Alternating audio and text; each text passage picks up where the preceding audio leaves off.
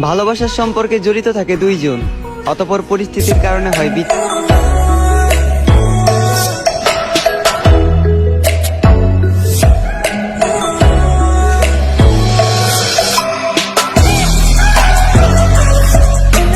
ভালোবাসার সম্পর্কে জড়িত থাকে দুইজন, অতঃপর পরিস্থিতির কারণে হয় বিচ্ছেদ। এত বড় পৃথিবীতে ক্ষুদ্র ক্ষুদ্র কিছু ভুলের কারণে দুটি মানুষকে এই সম্পর্কে মানতে হয় হার। অধিকাংশ বিচ্ছেদের কারণ হয়ে থাকে নিজেদের পরিবার। ভালোবাসার সম্পর্কে শুধু ভালোবাসা মিশে থাকে না, এ সম্পর্কে মিশে থাকে অভিনয়, ছলনা করা হয় নিখুঁত। ছেলের পরিবার একটি সুশীল মেয়ে চাইলেও মেয়ের পরিবার চায় শুধু কাগজের নোট। যেসব পরিবার ভাবে টাকা দিয়ে এই পৃথিবীর সবকিছু করা যায়, টাকা দিয়েই সবকিছু কেনা যায়, আমি সেসব পরিবারকে একটি কথা বলতে চাই, আপনারা রবের উপর বিশ্বাস রাখেন তবে ভরসা রাখেন না। আপনারা কি জানেন না, রব যদি কপালে সুখ না লিখে থাকে, লক্ষ কোটি টাকা দিয়েও সুখ কেনা যায় না। আর তোমাকে একটি কথা বলতে ইচ্ছা করে, তোমার থেকে খুব জানতে ইচ্ছা করে, মানুষ কতদিন বাঁচে বলো? মানুষ তো আর বেশি দিন বাঁচে না। সংক্ষিপ্ত এই জীবন শত দুঃখ কষ্ট হাসি খুশি মিশ্রিত করে আমার হাতটা ধরে কি পার করে দেওয়া যেত না? আমাকে তুলনা করা হোক তোমার বাবার সাথে। তোমার বাবা যেমন নিজেকে বিলিয়ে দিয়ে তোমাদের মুখে হাসি খুশি রাখে, ঠিক তেমন আমিও পারতাম নিজের রক্ত বিক্রি করে হলেও তোমার মুখে হাসি ফুটাতে। আমি স্বার্থপর না, আমি প্রেমিক। আমি বেঈমান না, আমি সঠিক। আমি বোকা প্রেম ভিক্ষুক ছিলাম, তবে অন্যের দ্বারে যাইনি, তোমার কাছে তোমাকে ভিক্ষা চেয়েছিলাম। আমি জানি আমি হয়তো তোমাকে পাওয়ার যোগ্য না, তবে ভালোবাসার যোগ্যতা দেখে না। এমনও একটা দিন আসতে পারে যেদিন তুমি আমার যোগ্য হবে না। ভালো থাকার জন্য যদি আমাকে ছেড়ে যাওয়াটা তোমার উদ্দেশ্য হয়, তাহলে যাও, পৃথিবীর সর্বোচ্চ সুখ যেন তোমার হয়। তবে মনে রেখো, সময়ের চক্রবর্তীতে একদিন আমিও ভেসে উঠবো তোমার স্মৃতিতে। একদিন তুমি আমাকে দেখার জন্য ছটফট করবে, আমার সাথে একটু কথা বলার জন্য হাহাকার করবে, মুখে উঠবে না তোমার অন্ন, কান্না করবে তুমি আমার জন্য। সেদিন তোমার মনে পড়বে আমারও একটা অতীত ছিল, যে অতীতে একটা প্রেমিক ভিক্ষুক আমার থেকে ভালোবাসা ভিক্ষা চেয়েছিল। আমি চাই আমাদের অতীতটা যেন শৈশবের মতো হারিয়ে যায়, যাতে হাজার কান্না করে তুমি আমাকে পাবে না। মনে রেখো, অতীত ফিরে আসলেও শৈশব কিন্তু কখনো ফিরে আসে না। কি ভাবছ আমি তোমাকে ভুলে গেছি? আরে না, তোমাকে ভোলা এতটাও সহজ না, কারণ আমি তোমার মায়ার কারাগারে বন্দি। আরে বন্দির হবে না কখনো যাবিন। জানি আমাকে তুমি মনে রাখবে না, ভুলে যাবে, তবে আমি তোমাকে ভুলতে পারবো না কোনোদিন, মনে রাখবো চিরদিন। তুমি আমায় ভুল বুঝেছ আর চলে গিয়েছো অভিমানে, তবে আজও রয়ে গেছো আমার হৃদয়ের গহীনে। আর এই হৃদয় থেকে তোমাকে সরানোর সাধ্য আমার নাই। তোমার থেকে অনেক জানতে ইচ্ছা করে, আমাকে ছেড়ে তুমি যাকে চাইলে, সেও কি আমার মতো করে তোমাকে চায়? সেও কি মন খারাপের দিনে তোমাকে আমার মতো করে হাসায়? সেও কি তোমার অভিমানের ভাষা বুঝে? সেও কি সারাদিনে একটু কথা বলার জন্য বাহানা খুঁজে? হয়তো হ্যাঁ, কারণ সে তো তোমার মনের মতন। তাই বলি, আমার মতো তাকে অবহেলা করিও না, মন গহীনে রেখে করিও তাকে যতন। তুমি আমার কাছে ঠিক চাঁদের মতন, তাই দূর থেকে তোমাকে দেখি অন্য কেউ তোমাকে স্পর্শ করবে, এই কথা ভাবলে অশ্রু জলে ভেসে যায় আমার আঁখি। তুমি ওই চাঁদ, সাত আসমানের সমান, আমার দুর্ভাগ্য আমি তোমার অযোগ্য।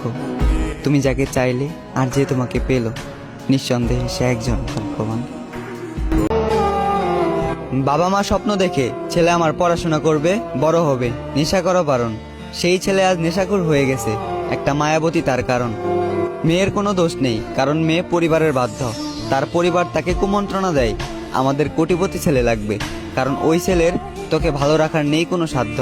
আমি বলবো, বৈধভাবে উপার্জন করে কজন, সবই তো অবৈধ পথে অর্জন। কথাটা শুনতে খারাপ লাগলেও এটাই সত্যি, বাপদাদার সম্পত্তি ছাড়া অবৈধ এবং সুদ খায় যারা, আজকালকার কোটিপতি তারা। তবে আমি বুকে হাত দিয়ে গর্ব করে বলতে পারবো, অসুস্থ এই সমাজে সুস্থ আমার পরিবার। পরিশ্রম করে যতটুকু পাই, নুন ভাত পান্তা হলেও সেটুকুই খাই।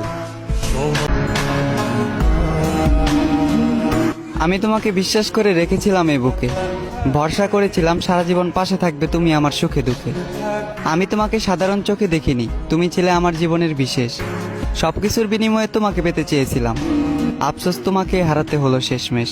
তোমার চোখে ছিল মায়া, মুখে ছিল মধু, মুখেই শুধু বলেছিলে ভালোবাসি, আসলে আমি তোমার প্রয়োজন ছিলাম শুধু। তুমি ছিলে আমার, দুঃখ ছিল না। তুমি চলে গেলে দুঃখ আর আমাকে ছাড়লো না। এই আলোকিত শহরে আমার জীবনটা অন্ধকার, কারণ এই জীবনে তুমি নেই আর। রয়ে গেছে শুধু তোমার স্মৃতি এবং তোমার দেখানো স্বপ্নগুলো পুড়ে ছারখার। ভালোবেসেছিলাম এবং ভালোবাসি, তাই নিলাম না প্রতিশোধ, করলাম না প্রতিবাদ। আমি তো পুরোপুরি বরবাদ হয়ে গিয়েছি, যাও তুমি না হয় নাও পূর্ণতার স্বাদ। জীবনে ঠিক ততটুকু সফল হতে চাই যতটুকু সফল হলে নিজের ভালোবাসার মানুষটিকে কিনে নেওয়া যায়। ছেলে বেকার, তবুও ছেলের খারাপ সময়ে বাবা মা বুকে টেনে নেয়, কিন্তু তাদের বেলায় ভিন্ন রকম। তারা তো তাদের মেয়েকে টাকার কাছে বিক্রি করে দেয়। অযৌক্তিক মনে হলেও কথাটায় যুক্তি আছে। যারা বেঈমান প্রতারক খোঁজ নিয়ে দেখেন আজ তারাই ভালো আছে। তবে আমি মানুষটা এত সহজ সরল কেন হলাম? আমি খুব সহজে একজনকে কেন বিশ্বাস করলাম? আমি কেন মন ব্যবসায়িক হতে পারলাম না? আমি কেন মানুষের মন নিয়ে খেলতে পারলাম না?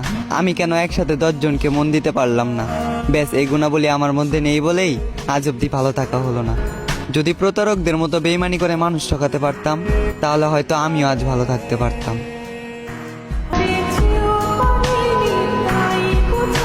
প্রেমে পড়ার কথা ছিল না তবুও প্রেমে পড়িলাম।